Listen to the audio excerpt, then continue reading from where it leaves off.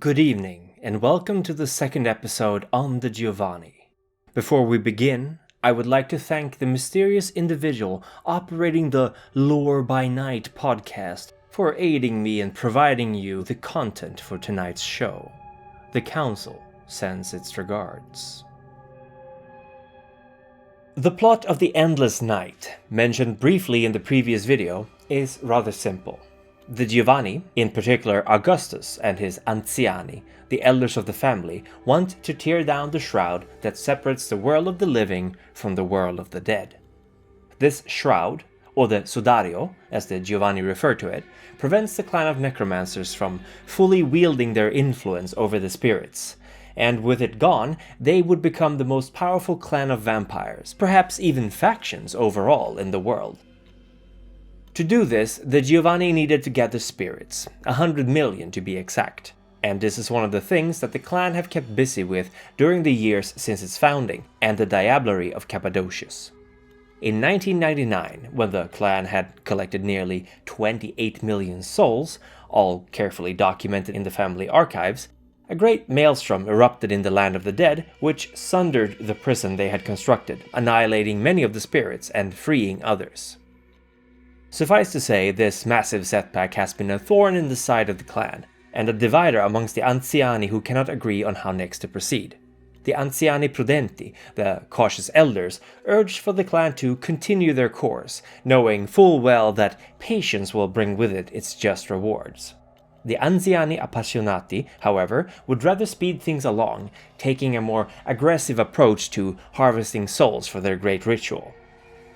Of course, neither of these sides know what Augustus's plans are, as he woke from his torpor only to assure that the mausoleum of the family remained secure, before he ventured into the underworld in order to personally survey the damage done by the maelstrom.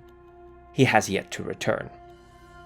One driving motivation behind the Giovanni's desire to amass a large amount of power is that they truly do believe that the ancients of the other clans will rise once more to consume the younger generation. After all, Augustus himself was embraced by one of the Antediluvians. They are in particular wary about the followers of Set, who seem hell-bent on bringing their clan's namesake back to the world of the living.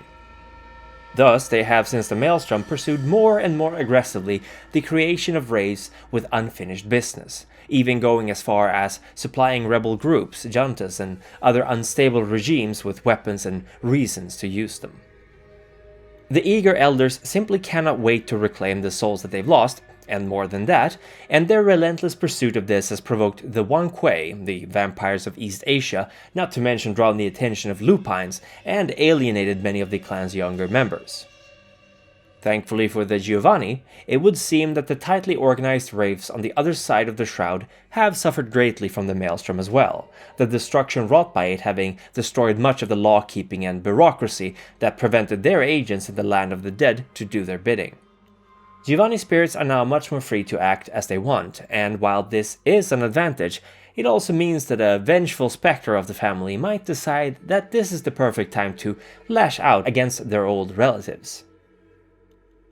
The act of soul forging is a terrible punishment against any wraith, because it renders them unable to act or move on their own, turned into objects to be used by other wraiths.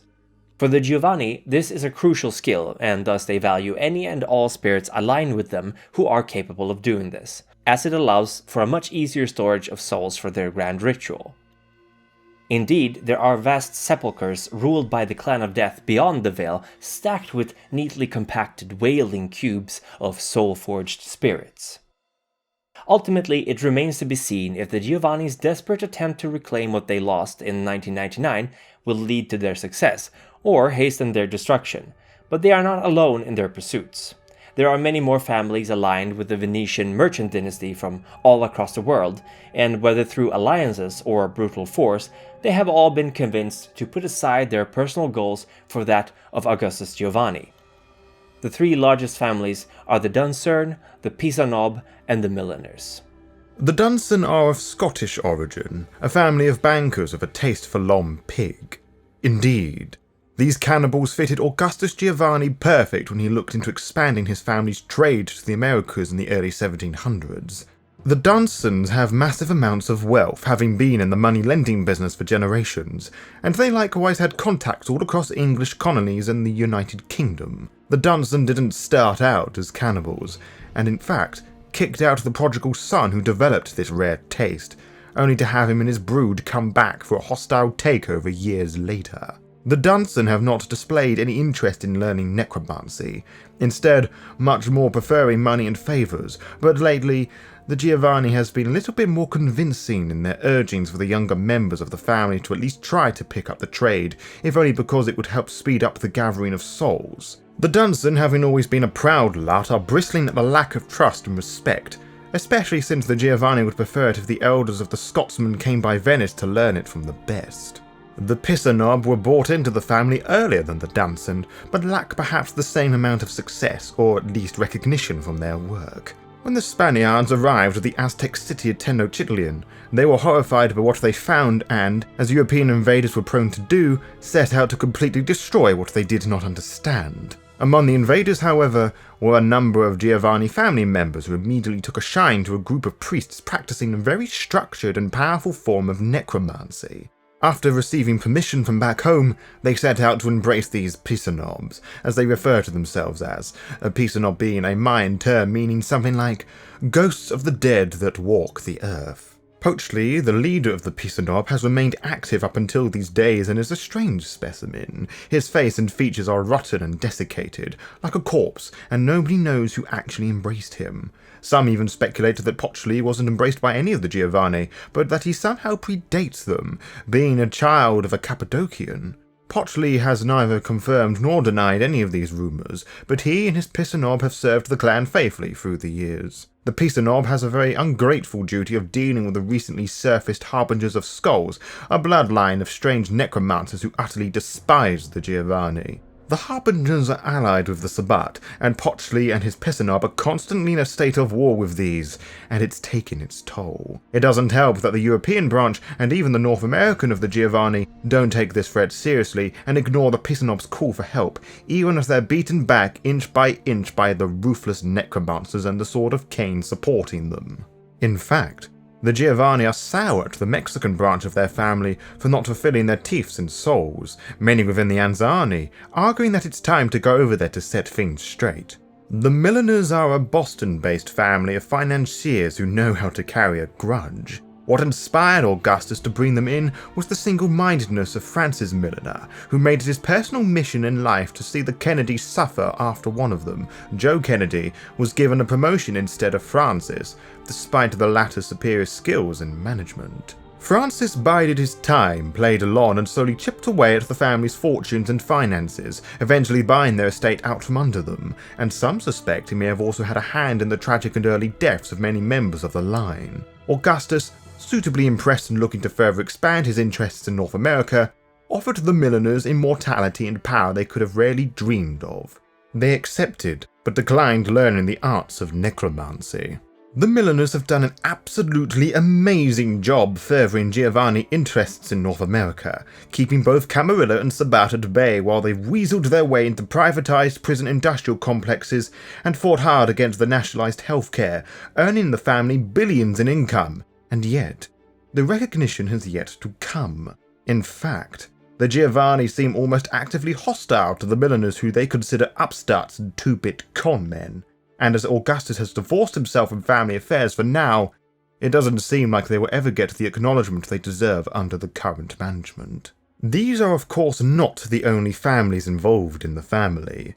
The Della Passaglia were incorporated in the 1400s for their trade with the East, and they have a long history dealing with the Wonquay, even going as far as studying under each other. Although, the relationship has gotten quite frosty lately, hinting that the Caffeans were using the Della Passaglia to study kindred before they conducted their attack on the US West Coast. The Djibouti was inducted in the 1600s when the Giovanni decided to make money off of the slave trade between West Africa, West Indies and the United States, or well, the colonies at the time. They remain active to this day in the West Africas, and although they are no longer operating in the slave trade industries, they are expanding their operations, much thanks to the ritual of Pochli, a ritual created by the Pisanob to pool the necromantic gifts of several practitioners to further enhance the powers of them. The Puttanesca, named charmingly of the Whore, are a Sicilian family who were brought into the family in the 1660s, mostly due to the kind of dirty work that the Giovanni couldn't be bothered doing themselves. A family line of thugs, petty thieves and murderers, the Puttanesca are low on the hierarchy, but invaluable when it comes to guaranteeing that anyone who tries to weasel out of a Giovanni deal thinks twice before they try. Some have compared their fierce tempers and intolerance to the insults to Bruges, but at least the rabble believe in something besides the impact of a baseball bat has on a cranium. Finally, the Rossolini are another ancient family of necromancers, tracing their roots back to Rome as well. Where the Giovanni try to find the easiest, simplest way of doing things, the Rossolini thrive on bringing pain and suffering on any they wish to subjugate. Their necromancy is a stick of dynamite compared to the delicate needlework of the Giovanni. While they are quite good at it, they have also made many enemies, and with the latest maelstrom, they are now reaping what they have sown. Few spirits forget a grudge, and many amassed quite a tally with the Rossolini. There are other families as well, some being considered, others serving as ghouls and business contacts. Yet with the recent events and Augustus having gone missing, any further incorporations are put on hold for the moment. There is a certain pride in the Giovanni. They are better, simply because of their blood. The other families are fine, but they will never be as good as the Venetians. It is no surprise then that many of the branches are starting to look at the stem of the tree with less than admiration in their eyes. And with the recent events that have been shaking up the Shroud and the world beyond it, not to mention the Antediluvian's disappearance, the time would be ripe for a change in management. Yet, who would be so bold? And what would be the results? Thank you once again to the Lore by Night podcast for aiding in the production of this episode. The Council has noted its boon debt to you, and you may call upon it whenever you wish. The mighty Antediluvian snow, whose grand vision guides my hand, and Adam Daw, whose strings pull at my very soul, walk among us like dark gods. Their patronage is a blessing as the time of judgment draws near, and I pray for their benevolence. Bambi Parsons joins these ancient beings as well, and the inspiration and force of will she exerts upon the Council cannot be denied. The Methuselah, her satanic majesty Danny, reborn through fire and ice, and Maximilian S. Hardcastle, who maneuvers the chess pieces of the jihad with ease, not to mention Socrates Johnson, the ancient scholar of lore who has seen fit to engage once more in our nightly games, are all of them blessed for their interest and engagement in the works of our council. Edward Reed, Colin Gifford, 06, Stonewolf 18, Jokerman, Cal Constantine, Lauren Eason, and Ian Nichols are all valued and appreciated members of our council, and their wisdom and good judgment shall be the torchlight by which we conduct our affairs. Our elders, Dante the Canine, What's That Smells Is Blood, Remy Van Roy, Gaslight 88, Aubrey Ayers, Non-God, June Pocholo, and Justin S. receive our blessings for their devotion to our cause, and for the example they set for the younger kindred of our sect. We would also wish to send our thanks to the Ancile, Harry Wyckoff, Envihan, Yudan, and Al, as well as our most recent addition to their numbers, Hawk Haynes, for their help and guidance of their juniors. Finally, our stalwart neonates shall, as always, receive our appreciation for their services.